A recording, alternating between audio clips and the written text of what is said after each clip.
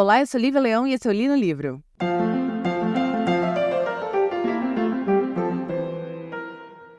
Hoje vamos conversar sobre o maravilhoso O Gambito da Rainha, de Walter Tevis. É um livro que foi lançado em 83. O Walter Tevis, ele era um romancista. Na verdade, ele é um contista, né? Mas ele tem romances. Um contista americano, nascido na Califórnia. Ele nasceu em 1928, faleceu em 1984, de câncer no pulmão, infelizmente. Ele sempre foi um cara com muitos problemas de saúde. Quando ele tinha por volta dos seus 10 anos de idade, ele foi desenganado pelos médicos devido a uma doença que ele teve.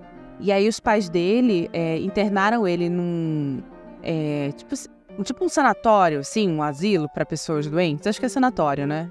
E simplesmente deixaram ele lá e se mudaram para o outro lado do país. Mas, contrariando todas as expectativas, ele aos 11 anos, um ano depois, morando nesse sanatório, se cura. E ele tem lá, então, que reaprender a viver com esses pais que, tecnicamente, abandonaram ele num sanatório. Com 17 anos, ele vai entrar para a Marinha, ele vai se formar, vai fazer mestrado em literatura inglesa, ele vai ser professor até meados da década de 70, na verdade, final da década de 70. Quando chega, acho que 78, se não me engano, que ele vai pedir divórcio da esposa, vai viver um divórcio, devido ao alcoolismo que ele tinha, ele então decide se mudar para Nova York, lutar contra esse alcoolismo e começar a escrever. E aí, então, lá só em 78, o cara nasceu em 28, com 50 anos, que ele vai começar a escrever e se torna um dos maiores contistas dos Estados Unidos. E ele tem, assim, de cara, O Gambito da Rainha, e ele tem mais outro livro que é muito famoso, chamado O Homem que Caiu na Terra, que virou também um filme com o David Bowie. E, aliás, assim, abrindo rapidinho os parênteses aqui, com mais de 2 minutos de negócio. Se você gosta muito do Bowie, eu te indico esse, obviamente, O Homem que Caiu na Terra. Um outro filme dele que também todo mundo adora, chamado Labirinto, que marcou gerações, a minha geração foi marcada.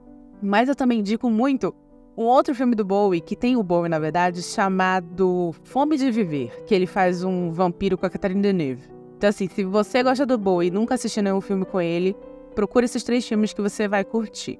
Mas, enfim, por que eu estou... Eu sempre dou a biografia do autor antes de começar a falar sobre o livro. Porque muitas vezes a biografia do autor ela vai se mesclar com o que ele está trazendo na obra dele. A gente viu isso com Kadik, por exemplo, e a gente vai ver também agora com Walter Tevis, porque existem muitas coisas em comum a vida dele com a vida da Elizabeth, que é a protagonista de O Gambito da Rainha. Do que se trata esse livro? O Gambito da Rainha vai contar a história dessa menina chamada Elizabeth Harmon, que ela é um prodígio no xadrez. Ela ficou órfã muito cedo, ela tinha por volta de 5 para 6 anos, quando os pais... acho que o pai vai embora, a mãe falece, mas ela é órfã. E aí ela vai, então, ser colocada no orfanato. E neste orfanato ela vai conhecer um zelador. Ela sempre foi muito inteligente, sempre é dito isso, né? É um livro em terceira pessoa, então o autor deixa muito claro, o narrador deixa muito claro que ela é uma criança já muito inteligente, que tem uma facilidade muito grande, principalmente com exatas. E aí, por causa disso, a professora dela deixa ela limpar os apagadores, que de algum jeito é uma grande vantagem, porque eu acho que você tem ali um tempo para si. Ela desce lá no porão, tal. E quando ela desce no porão, ela conhece o zelador que fica lá. E ele tá sempre jogando xadrez. Ela vai pedir que esse zelador ensine a ela. É um cara bem carrancudo, então demora pra ela conquistar a confiança dele. E ela vai, então, aprender com esse homem a jogar xadrez e ganha dele um livro. E ela devora o livro.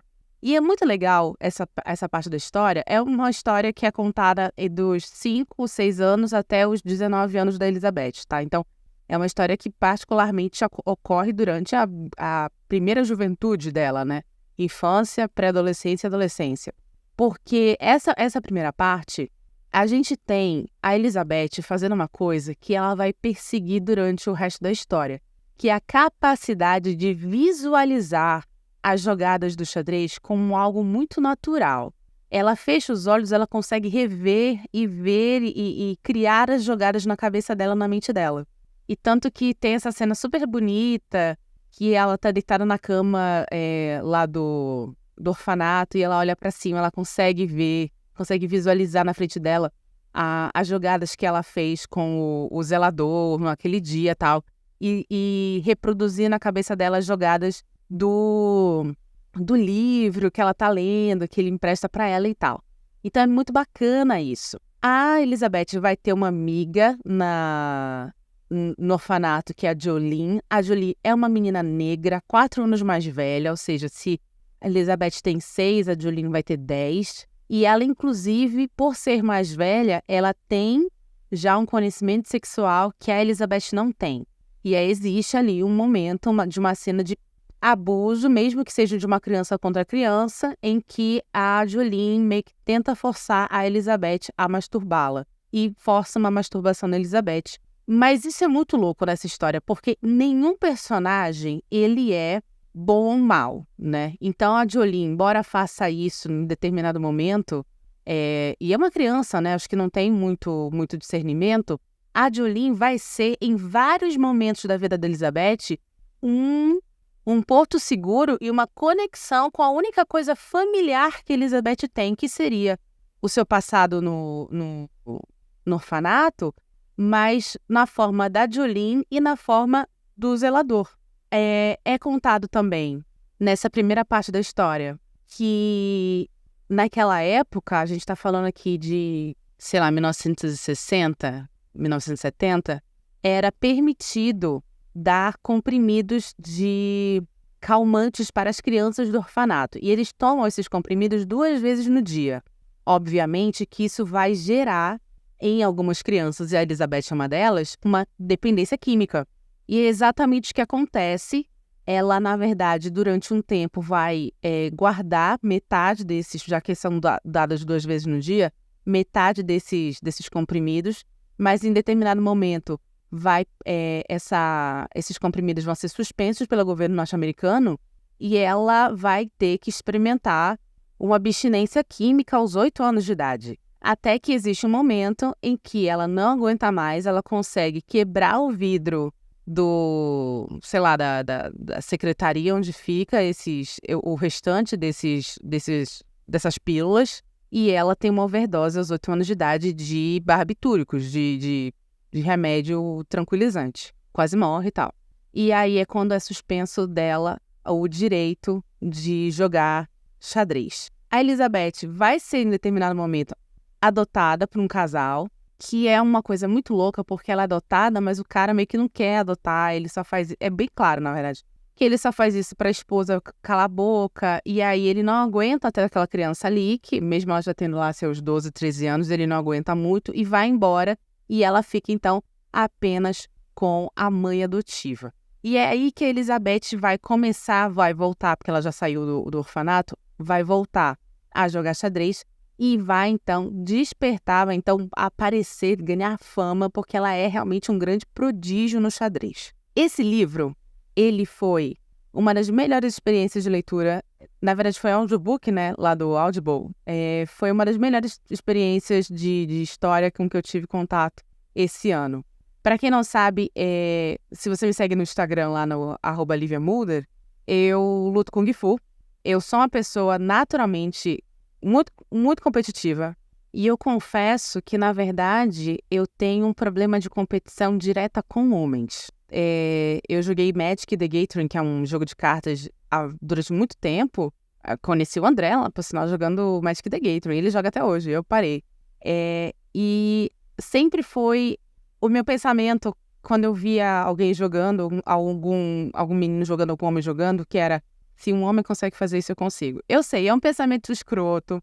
Eu sei que é um pensamento praticamente missândrico, mas é zoado, mas é o que cruza a minha cabeça durante várias vezes. E o Kung Fu acaba não sendo diferente.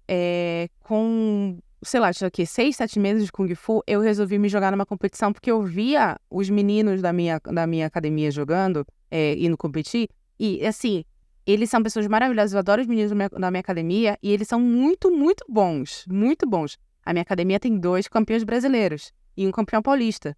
Mas foi impossível pra mim não ter esse pensamento, tipo assim, se homem consegue, eu vou conseguir. Só que aí, assim como a Elizabeth, eu tropeço num grande inimigo, que sou eu mesma.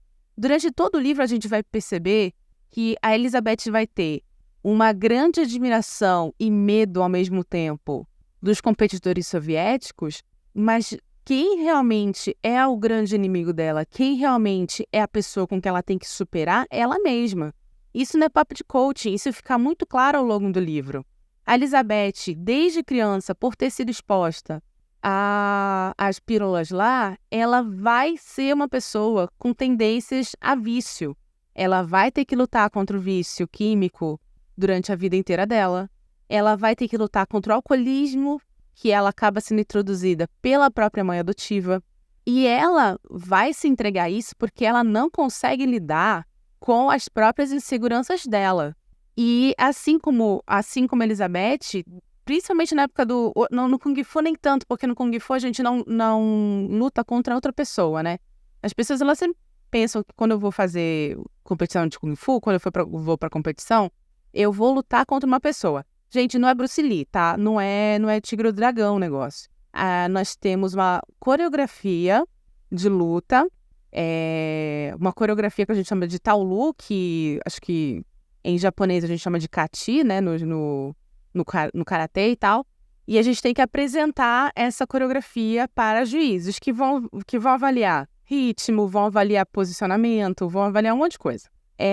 Então, no Kung Fu eu não estou lutando contra outra pessoa. Mas no Magic, eu era desafiada por uma outra pessoa, por um oponente. Assim como no xadrez, a Elizabeth é desafiada por um oponente. E eu era, em muitos momentos, a única menina jogando. Às vezes a loja estava lotada, que era o local onde a gente jogava Magic, são lojas voltadas a isso. E às vezes eu era a única menina no meio de, sei lá, 30, 40 pessoas, todos homens. E muitas vezes, eu era destratada por ser mulher. Às vezes o destratamento era muito sutil, como, por exemplo, eu ganhei a partida e mesmo assim aparecia um menino X para questionar porque eu tinha feito alguma coisa. E diferente da Elizabeth, que é uma personagem muito retraída, muito na dela, muito fechada, eu sempre fui grossa, né? Então a pessoa vinha, eu tinha acabado de ganhar, a pessoa vinha e falava assim, por que tu fez isso? Eu falava assim, porque eu tô afim. Posso te dar uma dica? Não pedi. Eu mandava uma dessa. Eu sempre fui muito grosseira porque eu sabia que eu estava num local que era hostil a mim. E a diferença entre a Lívia hoje e a Lívia do passado é que eu devolvia essa hostilidade com hostilidade. Hoje em dia, vários momentos da minha vida eu consegui me sair porque eu aprendi a matar com gentileza. Ser gentil, muito gentil, muito doce, para a pessoa desestabilizar, porque eu não tô dando mais para aquilo que a pessoa tá querendo, que é o confronto. Então, eu percebi que desestabilizar o oponente é muito mais fácil desse jeito hoje em dia. Mas eu ficava puta da vida, puta. E também a gente tinha as pessoas que eram mais hostis, que era tipo, o cara acabou de jogar contra mim e eu ganhei, e ele levanta a puta da vida derrubando coisa. Ou eu perdi pra ele, ele levanta rindo, falando assim, você tem que ver a cara dessa daí, achava que ia ganhar de mim, umas coisas desse nível. Então, assim, sempre foi muito complicado ser mulher nesse meio, tanto que depois, principalmente depois que comecei a namorar com o André, aí mesmo que eu falei assim, não vai dar pra mim não, porque eu estou saindo da minha casa para me estressar, então não vai rolar. O Kung Fu, eu ainda tenho um grande prazer, porque você não tem só a competição. Você tem a aula, você tem aplicações no dia a dia, você tem defesa pessoal, você tem várias coisas que envolvem Kung Fu. E como eu estou lutando sozinha, né, na apresentação da competição, fica muito claro para mim, mais claro do que nos outros esportes, ou mais claro do que no Magic, ou no xadrez, no caso da Elizabeth, que eu sou a minha maior inimiga. Eu não estou ali para ganhar de uma pessoa em específico, né? Eu tô ali para me superar. A última competição que eu fui, eu só fui em 2, na verdade, e as 2 eu fiquei em 4º lugar. Uma competição que eu fui, a situação da competição foi muito escusa, né? Não só comigo, na minha categoria, mas foi escusa também com outras pessoas em outras categorias, porque os juízes, a grande maioria eram de uma escola, e as pessoas dessa escola começaram a ganhar tudo. Na minha categoria, por exemplo, a menina que ganhou, não revelaram a nota dela, mas ela tirou em primeiro lugar, e ela foi uma das que... o taulu dela era o mais curto. Então, a gente levanta umas questionamentos, a gente levanta umas desconfianças. Mas não adianta. Toda vez que eu lembro dessa apresentação, dessa competição, toda vez que eu vejo o meu vídeo dessa competição, a primeira coisa que me vem à cabeça não é se a menina que tirou em primeiro lugar, segundo ou terceiro foram melhor do que eu. A primeira coisa que me passou na cabeça foi: eu errei aqui, eu errei ali. Esse chute não foi bom, esse soco não foi bom, faltou eu fazer isso, não foi a minha melhor apresentação. Então, mesmo que eu tivesse conseguido, sei lá, primeiro lugar, medalha de ouro, eu sei que eu olharia para essa apresentação e eu pensaria: errei aqui, poxa, fiz tantas vezes isso e na hora não fiz. Então, eu sou a minha maior inimiga em competições e acho que é por isso que eu sou tão competitiva, porque eu estou eternamente competindo comigo mesma. E no caso da Elizabeth, a gente tem isso muito claro. Só que no caso dela, a gente vai ter 2 tipos de competição. A competição interna no xadrez, que é ela conseguir olhar para os grandes inimigos dela, que são os mestres soviéticos, né? Eles são, na verdade, o grande nêmesis. O clímax do livro é ela indo para a União Soviética disputar. E às vezes que ela precisa responder e criar coisas, e quando ela mesmo erra, ela fica se martirizando, tal. Mas você também tem a grande batalha contra o vício. A Elizabeth vai ser criada só por essa mãe adotiva, que é uma mulher que apoia muito ela, né? Principalmente porque existe um momento ali que a Elizabeth vai ganhar muito dinheiro nas competições, porque ela é muito boa. Então, ela apoia muito ela, mas é um relacionamento muito mais de amizade do que, por exemplo, um relacionamento materno. A ponto da moça, da senhora que adota ela, introduzi-la no alcoolismo. Que claramente a senhora também, além de alcoólatra, utilizava os mesmos comprimidos verdes, que eram os comprimidos lá, que a Elizabeth tomava quando morava no orfanato. Enfim, tô parando aqui porque a gente vai para partes do livro que são partes mais dadas a spoiler. Não é um livro que a reviravolta e a surpresa do final você precisa aguardar para ler e saber o que aconteceu.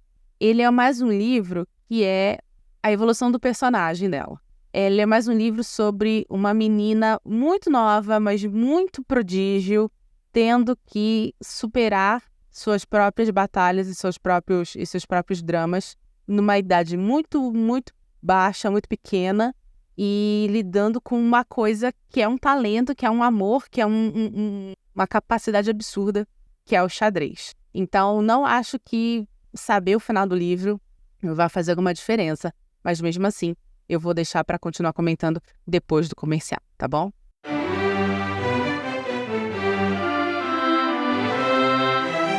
Oi, já o episódio continua. Mas antes eu queria agradecer a sua audiência e te lembrar que o Li no Livro é um podcast independente e sem patrocínio. Se você quer nos ajudar, por favor, compartilhe esse episódio com seus amigos. E estamos nos principais agregadores de podcast, inclusive agregadores gratuitos. Obrigada!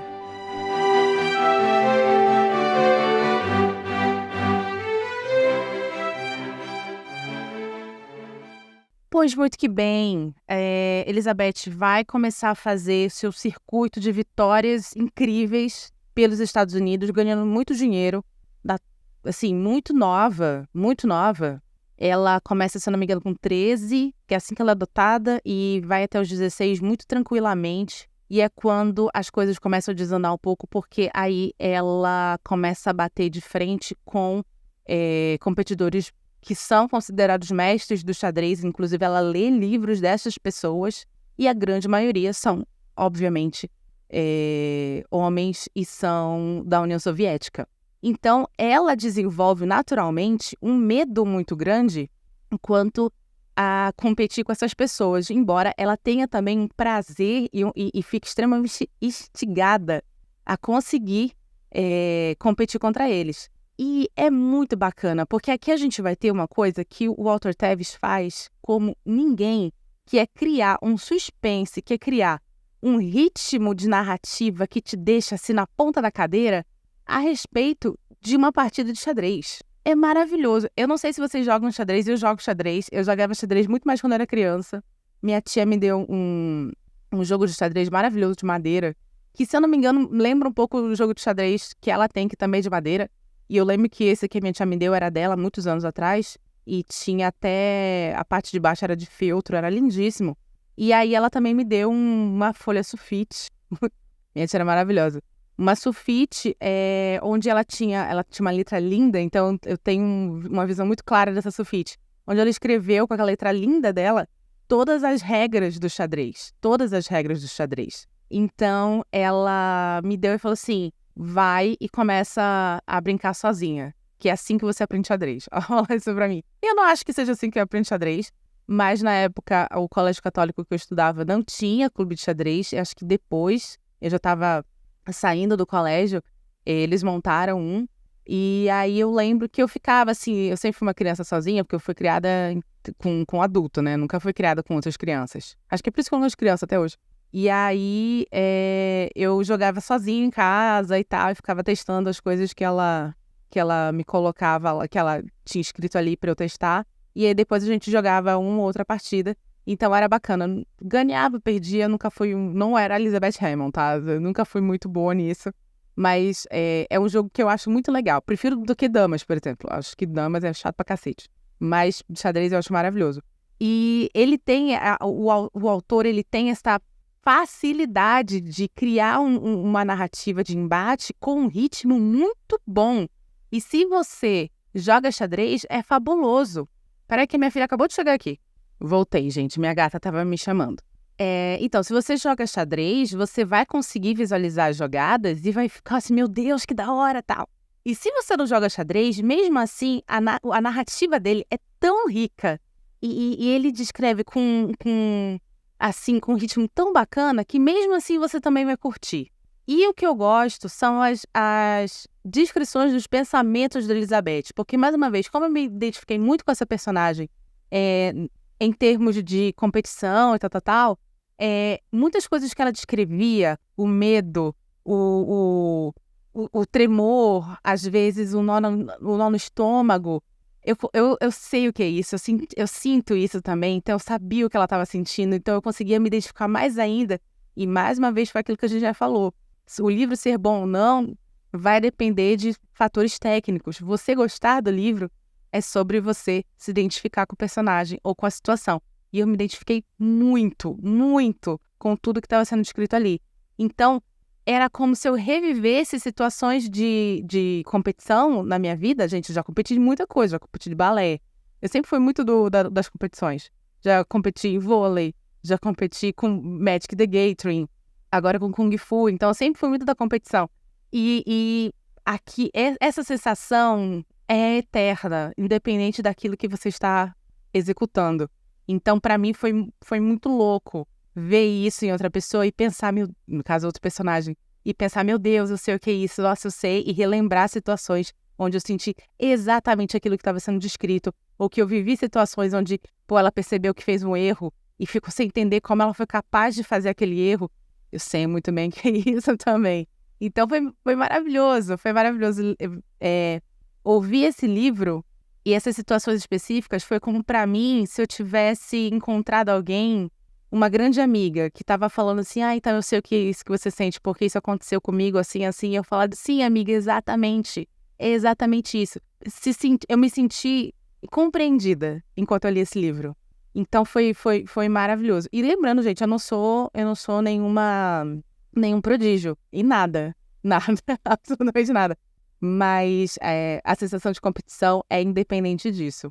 Aliás, tem uma parte muito, muito bacana, que ela vai competir com um menininho, acho que ele tem 8 anos, 9 anos, e ela sente uma dificuldade, ela já tá com 16 para 17, ela tá na Cidade do México, é o primeiro embate dela, primeira competição dela internacional, e a primeira competição que ela vai vai disputar contra o mestre soviético lá, que é como se fosse o nêmesis dela, mas a gente sabe que o grande nêmesis dela é ela mesma.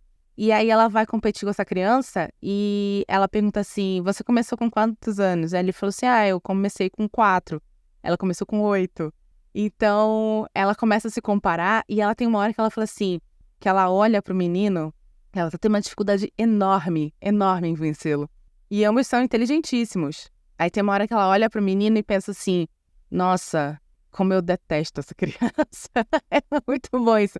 Como eu detesto essa criança. E é maravilhoso porque não é uma coisa que ela, tipo, ela queria matar a criança, sabe? Sei lá, ela queria que o ECA fosse cancelado. Não, ela só não consegue lidar com o fato de que ele está conseguindo travar o jogo dela. E não importa a idade dele, ela pensaria a mesma coisa de qualquer outro. Então é muito... Eu me sinto muito compreendida nessas horas. Aliás, é uma verdade, várias vezes quando a gente faz festa em casa, rola competição e party game, né? Eu falo para as pessoas assim, olha, gente, não leva pra vida o que eu vou falar no calor da competição, tá? Não leva pra vida, porque é só o calor da competição falando, não sou eu. Pra vocês verem como eu fico agressiva quando eu estou competindo com alguma coisa. Ela vai perder esse primeiro embate contra o soviético, acho que ela fica em segundo ou terceiro lugar. Ela vai ter mais um embate em Nova York contra ele, em Paris contra ele, mas ela também perde. E nesse meio tempo, vai piorando o cenário de vício dela. Não mais em analgésicos, em calmantes, mas em álcool. A mãe dela vai falecer nesse meio tempo. Aliás, a mãe dela falece na competição do México. A mãe dela vai falecer, ela vai ficar sozinha, ela vai ter que disputar a casa com o pai adotivo, que chega um momento ali que ficou desaparecido durante muito tempo, mas reaparece quando a mãe morre, porque aí ele quer a casa, e ela fala assim, mas eu sou sua filha, você falou pra mim que você ia deixar a casa pra mim. E ele vira pra ela e fala assim, não, você não é minha filha, você é só uma órfã qualquer, e eu nunca vou deixar uma órfã qualquer ficar com o que é meu de direito. E elas acabam, depois de um tempo, entrando no acordo. E essa cena é muito louca porque é um embate de xadrez também, onde ela vai pagar para ver algumas coisas. Ela arrisca, então, o dinheiro que ela tem para ir para a competição da União Soviética, que aí ela já está para ir para essa competição, ela já foi convidada, e ela tem um valor, e ela oferece mais da metade desse valor para comprar a casa e a casa ficar com ela, porque é importante para ela isso. Nesse momento do livro, que já está se encaminhando para o final, ela vai precisar lutar contra o vício dela de uma maneira muito mais contundente. E para fazer isso, ela entende que ela precisa, então, ter uma base familiar. E a família dela é aquela casa, porque significava muito para a mulher que adotou ela. Ela procura de novo a Jolene, que também é um momento onde ela tem ali contato com a parte boa da infância dela, independente do que a Jolene fez quando era criança ou não contra ela. E isso é muito bacana, porque a Jolene vai sacar na hora onde ela tá em termos de vício. Uma coisa bacana, não sei se eu citei, a Jolene é uma menina negra, então ela não é adotada, mas ela consegue lidar muito bem, porque ela entende que ela tem uma escolha na vida, que é simplesmente continuar. Ela não tem a opção, por ser uma menina negra, tá? Infelizmente, pessoas negros e indígenas não têm opção como pessoas brancas têm. Então, ela não tem opção de parar e se sentir mal por isso. Ela precisa continuar. Então, ela não é adotada, mas ela se forma e ela consegue ir para a faculdade e ela tá fazendo mestrado e ela vira, sei lá o quê, Então, e ela consegue, então, ela é uma sobrevivente. A Jolene é uma grande sobrevivente. E ela, então, vai mostrar isso para Elizabeth, que ela precisa sobreviver. Então, ela vai pegar a Elizabeth, vai botar a Elizabeth numa academia, porque a Elizabeth ela é uma pessoa que trabalha muito com a mente, então ela precisa agora ativar o corpo. Então, é isso que vai fazer com que a Elizabeth ganhe força para ir para a União Soviética no terceiro e último embate contra o russo lá. E por que eu acho a cena do pai muito emblemática? Durante todo o livro, é dito que a Elizabeth usa muito um movimento chamado Defesa Siciliana, que é um movimento do xadrez em que quem começa no xadrez são as pretas, tá? As pretas geralmente começam. E aí, quando você tá de branca, você já começa numa certa desvantagem. Então, existe duas defesas, a defesa siciliana e holandesa. A defesa siciliana, você vai mover o peão, você sabe o que é peão, né? Peão do xadrez. Se não sabe, gente, não vou explicar aqui, desculpa. Você vai pegar o peão do xadrez branco e o peão que tá na frente do bispo. E você vai mover, porque aí você deixa mais liberado o bispo para você, na verdade, fazer com que o bispo seja o seu grande defensor. Existe também a defesa holandesa, mas ela usa muito a siciliana. Quando eu tava lendo, eu pensei assim, mano, o gambito da rainha tem algum significado, porque é o nome do livro. E ela não usa o gambito da rainha em nenhum momento. Na verdade, o gambito da dama, né? A gente não fala gambito da rainha. Não se fala rainha entre enxadristas, se fala dama. E aí eu fiquei pensando, o que é o gambito da dama, no caso? É quando você sacrifica algo para deixar a área livre para a sua dama, então, ser a peça que vai se movimentar mais e, consequentemente, ganhar o jogo. O gambito da dama é uma armadilha. Você coloca ali o peão que fica na frente da dama, tá? Tô tentando lembrar, tá, gente? Há muito tempo que eu não jogo xadrez. Você coloca o peão que fica na frente da dama e oferece ali em sacrifício. E se a pessoa aceitar cair nessa armadilha, você tem, então, o espaço livre para a sua dama vir e, então, poder, sei lá, pegar o outro peão e tal, não sei o quê. A gente chama também de troca, né? Quando você sacrifica sei lá, sacrifiquei a torre e peguei a torre também. Então, a gente chama isso de troca. Enfim, são coisas que acontecem. Aí, quando eu fiquei pensando assim, ok, o gambito da dama, ele é um movimento de sacrifício para você obter vantagem. Então, vai acontecer alguma situação durante o livro que ela vai precisar fazer isso. Na minha cabeça, eu achava que, como ela estava se afundando muito no vício, que o grande lance do gambito da rainha, da dama, seria, a grande analogia, ela sacrificar alguma coisa, que na minha cabeça seria o xadrez, para ela conseguir sair do vício, então, né, tomar as rédeas da vida dela. Não é isso que acontece. A cena do pai adotivo, ela é emblemática por isso, porque ela vai, então, fazer um sacrifício, né, que é perder o dinheiro dela, e ela fala, cara, eu gosto muito do meu dinheiro. A minha mãe adotiva também, ela era uma mulher que investia o meu dinheiro, que ela era uma mulher que, né, anotava tudo, porque tanto eu quanto ela, a gente tinha um prazer muito grande de acumular esse dinheiro. Ela vai fazer esse sacrifício para, então, ter contato ali com o lance mais familiar, com as raízes que ela precisa para sentar no chão, para botar o pé no chão e falar, não, eu preciso voltar a ser o que eu era antes, que era um prodígio no xadrez. Porque nesse momento, o alcoolismo dela estava, inclusive, prejudicando ela no xadrez. Ela fala várias vezes que ela tem medo de ter perdido o talento dela, né? Devido à quantidade absurda de álcool que ela estava consumindo. E aí eu percebi isso, eu falei assim, então esse vai ser a grande armadilha. Na verdade, é um truque que ela está fazendo para a vida, para eu perco isso, mas eu tenho mais liberdade para fazer isso aqui. E é exatamente isso que acontece. E, obviamente, no final, quando ela está lá na União Soviética, vencendo vários mestres, aliás, é muito bonito toda a sequência, porque tem vários mestres que ela vence, que são homens muito mais velhos, que ela estudou eles nos livros, e eles são, alguns não muito, mas a grande maioria é muito generosa com ela, admira ela e tal, e ela fica muito emocionada. Ela, obviamente, vai usar o gambito da dama contra o grande mestre lá e vai conseguir vencê-lo. É muito legal esse livro, é muito bacana. É um livro que você, mais uma vez, no meu caso, e se você é uma pessoa mais competitiva como eu, você vai sentir muito relacionamento a ele. Muito, muito. Ele é um livro que tá de graça no Audible, que eu acho que eu já até terminei os meus 3 meses, mas, gente, eu acho que vale muito a pena, porque eu tô conseguindo ter mais espaço para ler livros físicos que às vezes eu não conseguia, né? Muitas vezes eu não tinha lido no livro porque eu tava fazendo outras coisas na vida e eu não conseguia parar para ler.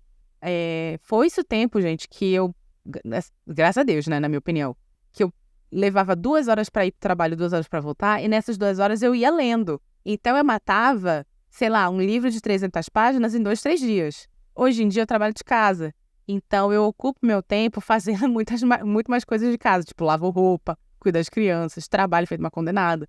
vou fazer minhas coisas e também tem momentos que eu tô tão cansada que eu não quero pegar um livro pra ler, eu quero, sei lá, assistir The Kardashians, que eu não quero pensar. Tem momentos, gente, que eu não quero pensar, que eu quero só sentar, tomar um banho e assistir The Kardashians. Aliás, é uma coisa que eu sinto que o Kung Fu e a musculação trouxeram muito pra mim, assim como trouxeram pra ela. Esse equilíbrio do mental com o físico. Esse equilíbrio do mental com o físico, que eu, durante décadas da minha vida, nunca procurei, agora tá melhor. Então, talvez hoje em dia eu tenha entendido melhor como lidar com competidores, tanto em jogos quanto competidores na vida, de uma maneira melhor, porque eu estou tendo esse equilíbrio. Eu estou não só apenas estimulando a minha cabeça, eu estou também estimulando meu corpo, que é o que ela precisa fazer em um determinado momento para ela se centrar novamente. Então, é bem bacana isso. E por que eu cheguei nesse ponto? Não vou lembrar, perdi o fio da meada. Mas, enfim. Então, assim, às vezes eu não tô com tempo de parar e ler. Então, eu tô lendo Percy Jackson para trazer para vocês por causa do seriado que vai vir. Eu tô lendo Percy Jackson há uma semana. É um livro de 300 páginas. Faz uma semana que eu tô lendo. Aliás, quinta-feira eu vou lançar o livro dele, tá? Então, o Audible tá me ajudando um pouco nisso. Enquanto eu tô aqui fazendo orçamento de 2024, que tá todo cagado na empresa que eu trabalho, eu tô ouvindo. E eu consigo fazer as duas coisas ao mesmo tempo. Fazer ali o copia e cola das fórmulas, mas também é que ouvir o livro. E às vezes eu, sei lá, tô muito sozinha. Tem quinta-feira que eu fico sozinha em casa, que o André vai competir lá no Magic, porque ele mais uma vez ainda joga e ele adora. E eu acho necessário, viu? Porque às vezes ele dá uma desopilada, às vezes ele perde, mas tá lá com os amigos conversando. Então acho que é super, super importante ele ir lá jogar de vez em quando. Assim como eu jogo RPG a cada 15 dias. Aí, às vezes, eu fico sozinha em casa, só com as crianças, e aí eu quero, sei lá, enquanto eu tô lavando roupa, tô ouvindo. Enquanto eu tô organizando coisa, eu tô ouvindo. Enquanto eu tô tomando banho, vou aproveitar e fazer um mega tratamento capilar. Tô lá ouvindo. Então, pra mim, deu uma adiantada mega no meu relacionamento com a literatura. Claro que eu ainda amo pegar um livro, ler, até porque eu tenho uma inteligência muito mais visual do que auditiva. Então, pra mim, eu consigo lembrar mais coisas quando eu leio fisicamente e eu consigo pensar melhor e analisar melhor quando eu leio fisicamente. Mas ter o contato, estar sempre em contato com uma história diferente, com uma narrativa diferente, tá fazendo muito bem pra mim. E, obviamente, eu trago mais coisas pra vocês. Enfim, não vou falar se ela ganhou ou não. Você tem aí, se você não quer ler, você tem aí o episódio da Netflix, do seriado da Netflix. Eu não assisti esse seriado, tá? Então eu não tenho como comparar a adaptação dele. Eu particularmente gosto muito da Anya Taylor-Joy, muito, mas eu não entendi esse casting dela, porque não sei se deixaram a Beth mais velha no seriado, mas a Elizabeth é uma menina, ela passa assim 80% do livro tendo menos de 16 anos. E ela termina o livro com 19. E não acho que a Anya... Eu sei que a Anya é muito nova, mas eu não acho que ela tenha um rosto de 16 anos. Então não entendi esse casting, mas, mais uma vez, não assisti, não posso opinar. Tá bom? E é isso, senhoras e senhores. Espero que vocês tenham gostado desse episódio. Eu adorei esse livro. Adorei esse livro. Procure, porque ele realmente é muito, muito bom. Se você gostou, por favor, compartilhe com seus amigos. Nós estamos nos principais agregadores de podcast, alguns pagos, outros públicos. Se você está no Spotify, nos dê 5 estrelas. Quanto mais estrelas tivermos, melhor vamos aparecer nas buscas do Spotify. Estamos aqui todas as segundas-feiras às 17 horas. Alguns episódios especiais às quintas, também às 17 horas. E estamos aqui até dia 18, tá? Depois do dia 18, aí... Vamos parar e a gente volta só em fevereiro de 2024. Mas vai ter coisas bem legais que eu já tô, além de planejar, já produzi, tá? Nível produção do especial de outubro, que eu não deixei vocês na mão. Prometo dessa vez. E é isso, meu nome é Lívia Leão e esse foi o Li no Livro.